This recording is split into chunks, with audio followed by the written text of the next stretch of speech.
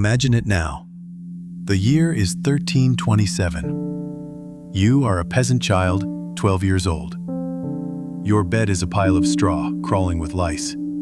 Your blanket, if you're lucky, is made of coarse wool, damp and smelling faintly of mold.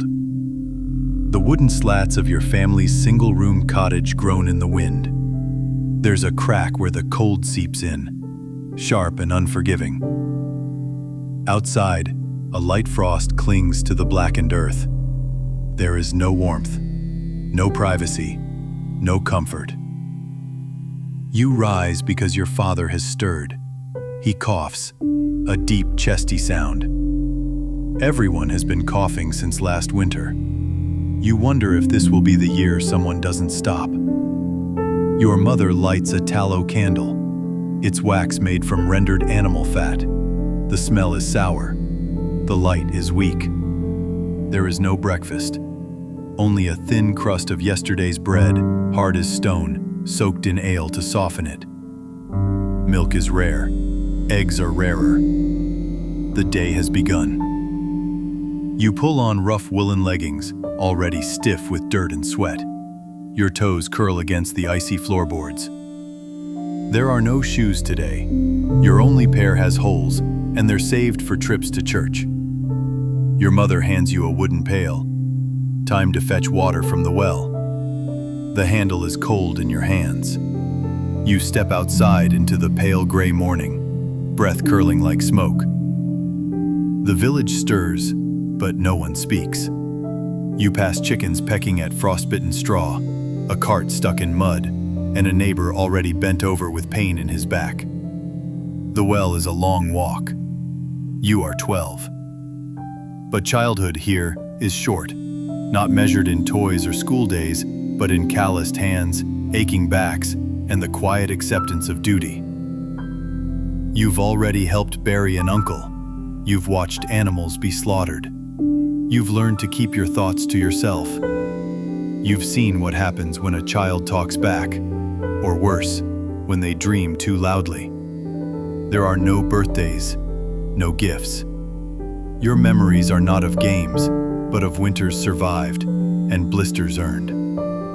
You don't know what it is to be carefree.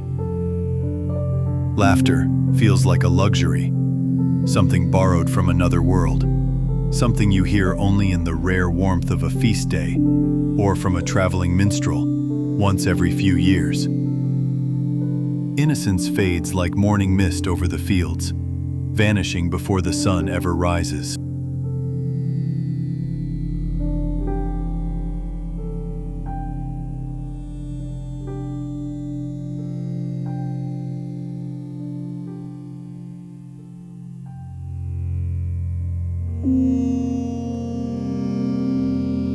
There is never enough food.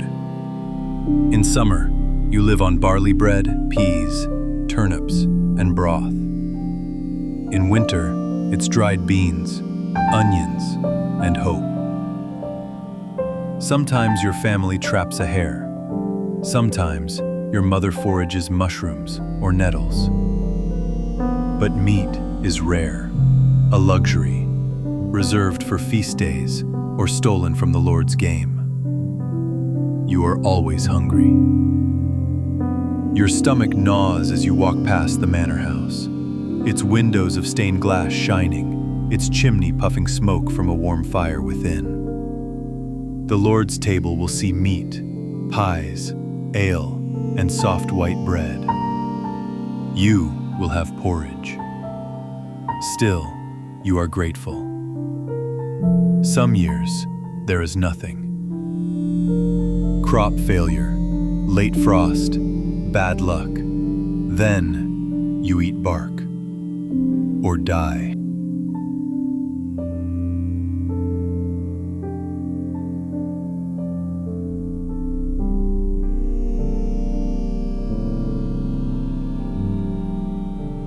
Outside, the fields wait.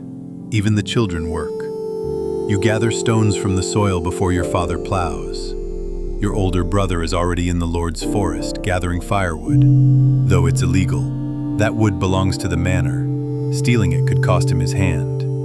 In the Middle Ages, land means power, and you own nothing. Not your home, not the land you till, not even your time. You are a serf, bound to the land, to the Lord, to the rhythm of work and obedience. By sunrise, the village is a blur of movement. Women knead dough, fetch water from the well, tend to children. Men yoke oxen, boys chase pigs. But no one smiles. It is not that kind of life. The sky is gray. The smell of dung is everywhere. And in the distance, the bell tolls from the chapel, calling for mass. You cross yourself. God sees everything.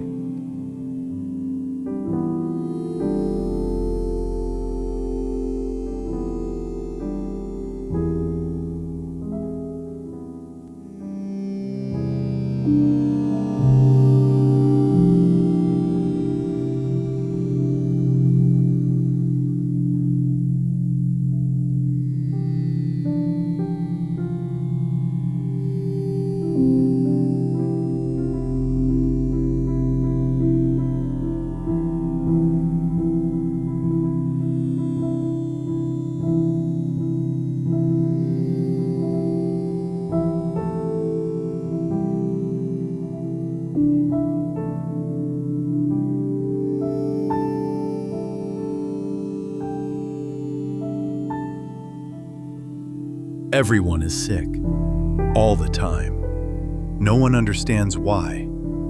You've seen babies die before they speak. You've seen your cousin die from a cut on her foot, a wound that turned black, hot, and angry. The priest said it was a punishment. The midwife said it was spirits in the blood. There are no doctors, only herbs and prayers. You've worn garlic around your neck to ward off fever. You've seen men bleed into bowls to balance their humors. You've heard that comets cause sickness, or sin, or both. You fear the sweating sickness, the bloody flux, but worst of all, you fear the plague. You've heard whispers about it from merchants. Entire villages wiped out, corpses piled like firewood. You pray it never comes here. You know it will.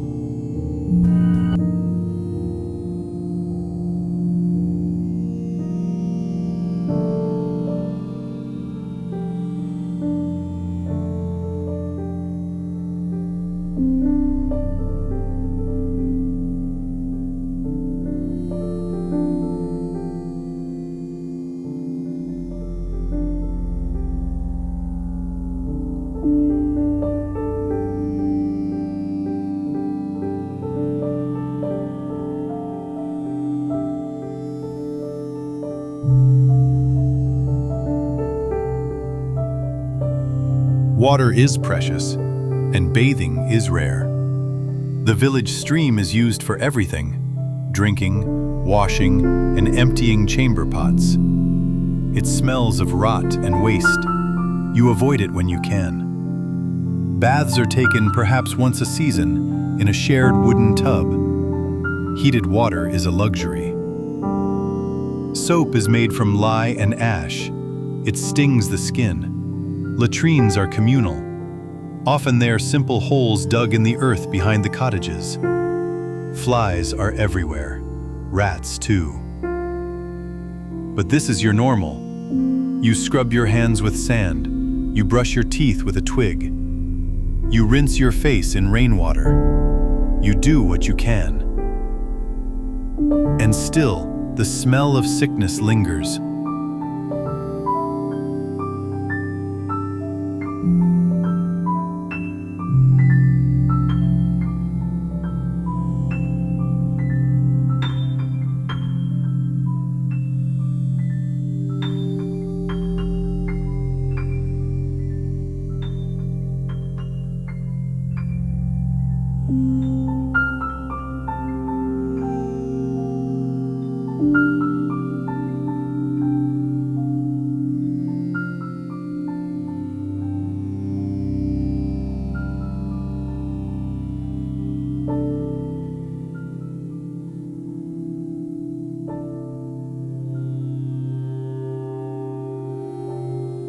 Your sister is giving birth.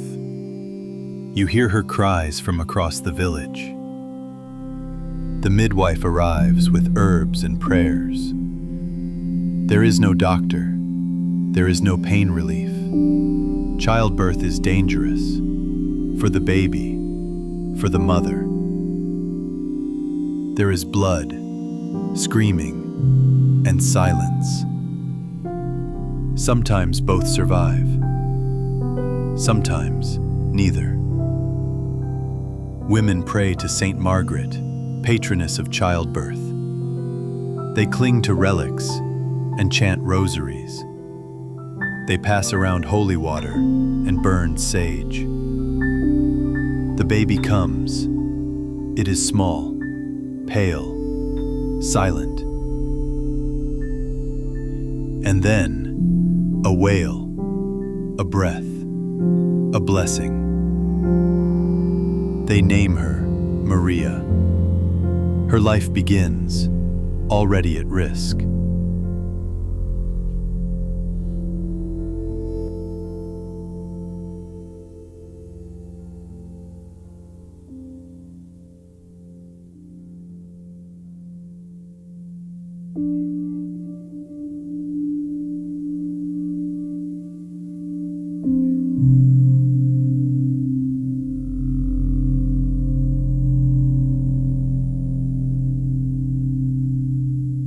Time moves slowly in the Middle Ages. It is marked not by hours, but by seasons. In spring, hope returns with planting. In summer, sweat and blisters. In autumn, harvest and aching backs. In winter, cold, darkness and fear. The land decides everything: when to eat, when to sleep, when to work, when to die. Holidays are tied to the church, feasts and fasts, holy days and market days. Saints and martyrs remembered while your own family slowly fades. The sun sets, candles flicker, the wind howls through the thatch. Another winter begins.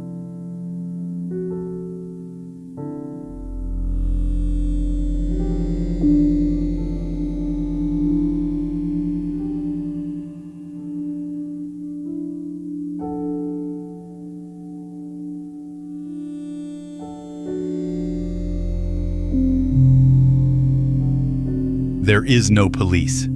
Justice belongs to the Lord. If you are caught stealing, you might lose a hand. If you gossip about the wrong person, you might be accused of witchcraft. If you refuse church, you might be exiled, or worse. Trials are held in public, punishments too. Stocks in the village square, whippings, branding, executions. The church speaks of mercy, but the people live by fear. Even rumors can kill.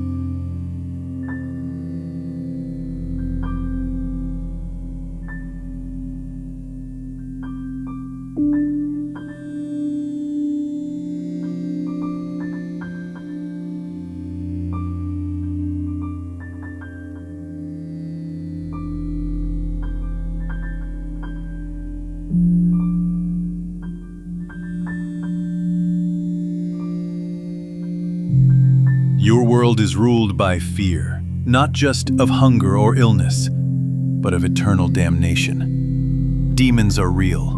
Witches walk among you. Spirits dwell in forests, in shadows, in dreams. You wear charms. Cross yourself at every turn. Whisper prayers before each meal, each storm, each silence. Your priest warns of hell, a place of fire and torment. But he also speaks of heaven, of peace, of a reward for those who suffer well. You want to believe him. You need to.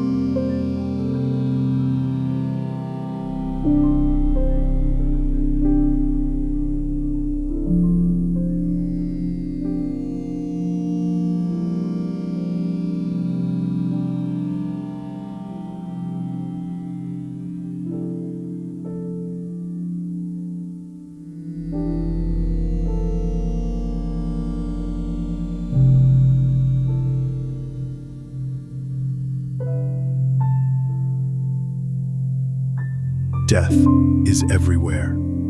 It walks the fields and sleeps in the beds.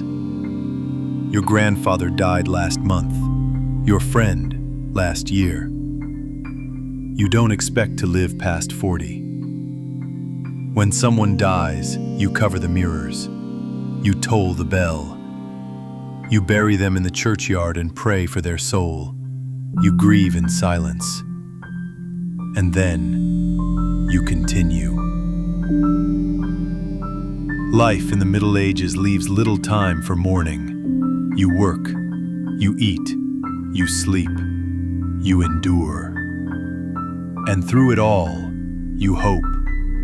Not for riches or comfort, but for peace in the next life. That is the only dream left to you.